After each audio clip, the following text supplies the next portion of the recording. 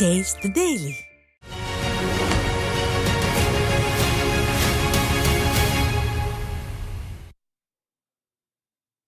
நடைபெறவுள்ள மக்களவைத் தேர்தலில் அமைதி புரட்சி நிகழும் என்று கூறியுள்ள விடுதலை சிறுத்தைகள் கட்சித் தலைவர் திருமாவளவன் 100 விழுக்காடு வாக்குப்பதிவு அவசியம் எனவும் வலியுறுத்தியிருக்கிறார்.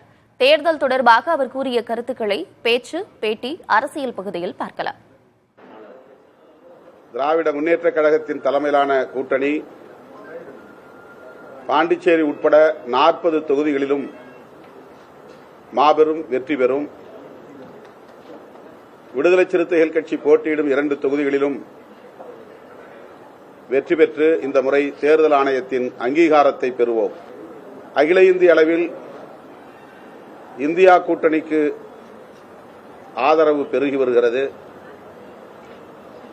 குறிப்பாக ராகுல் காந்தி அவர்கள் மேற்கொண்ட 2 கட்ட பயணம், கன்னியாகுமரியிலிருந்து காஷ்மீர் வரையிலும் முதற்கட்ட பயணம், இந்திய ஒற்றுமை பயணம், மணிப்பூரில் இருந்து மகாராஷ்டிரா வரையில் இந்திய ஒற்றுமை நீதிக்கான பயணம் என்று 2 கட்டமாக அவர் மேற்கொண்ட பயணம், இந்த நாட்டை பாசிச சக்திகளிடமிருந்து காப்பாற்றுவதற்கான பயணம். இதனை இன்றைக்கு நாட்டு மக்கள் உணரத் தொடங்கியிருக்கிறார்கள். 10 ஆண்டு காலம் ஆட்சியில் இருந்த பாரதிய ஜனதா கட்சி நாட்டின் வளர்ச்சி குறித்து தொடர்ந்து பேசினார்களே தவிர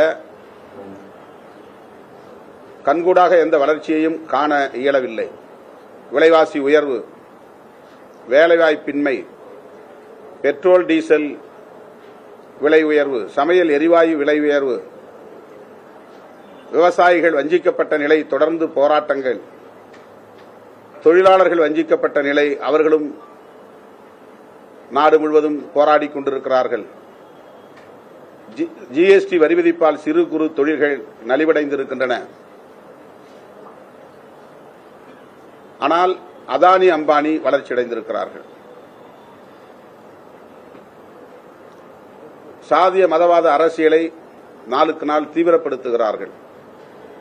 மக்களை சாதியின் பெயராலும் மதத்தின் பெயராலும் பாகுபடுத்தி பிளவுபடுத்தி அதை மேலும் நிலைப்படுத்த முயற்சிக்கிறார்கள். இவை அனைத்தையும் இன்றைக்கு பெரும்பான்மை சமூகமாக இருக்கிற இந்து மக்களே உணர்ந்திருக்கிறார்கள். தமிழ்நாட்டில் மட்டுமல்ல, அகில இந்திய அளவிலே ஒரு அமைதி புரட்சி நிகழ இருக்கிறது. ஆனால் இவர்கள் இவிஎம்ஐ வைத்து தில்லுமுள்ளு செய்து ஆட்சியை கைப்பற்றுவதற்கு முயற்சிக்கிறார்கள் என்பதும் இன்றைக்கு மக்களால் உணரப்படுகிறது. அதற்கு ஒரே தீர்வு 100 விழுக்காடு மக்கள் வாக்களிக்க வேண்டும். வாக்குப்பதிவு 100 விழுக்காடாக அமைய வேண்டும். 60 விழுக்காடு 70 விழுக்காடு என்கிற அளவிலே வாக்குப்பதிவு இருந்தால் அவர்களின் சதியை முறியடிக்க முடியாது. ஆகவே 100 விழுக்காடு மக்கள் வாக்குப்பதிவில் பங்கேற்க வேண்டும்.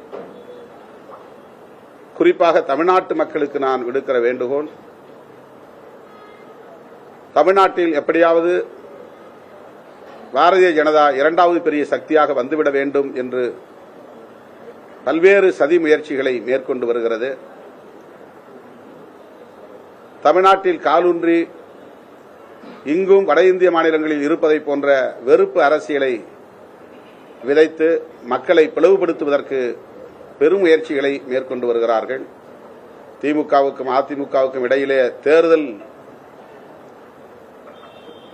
போட்டி, தேர்தல் முரண்கள் உண்டு. ஆனால் சமூக நீதி என்கிற புள்ளியில் அவர்கள் ஒரே பார்வை கொண்டவர்கள்தான். தமிழக மக்கள், இது ஒரு மாபெரும் கருத்தியல் யுத்தம். இந்த யுத்தத்திலே தமிழ்நாட்டையும் காப்பாற்றியாக வேண்டும். அகில இந்திய அளவில் அரசமைப்பு சட்டத்தையும் பாதுகாத்து நாட்டு மக்களையும் காப்பாற்ற வேண்டும்.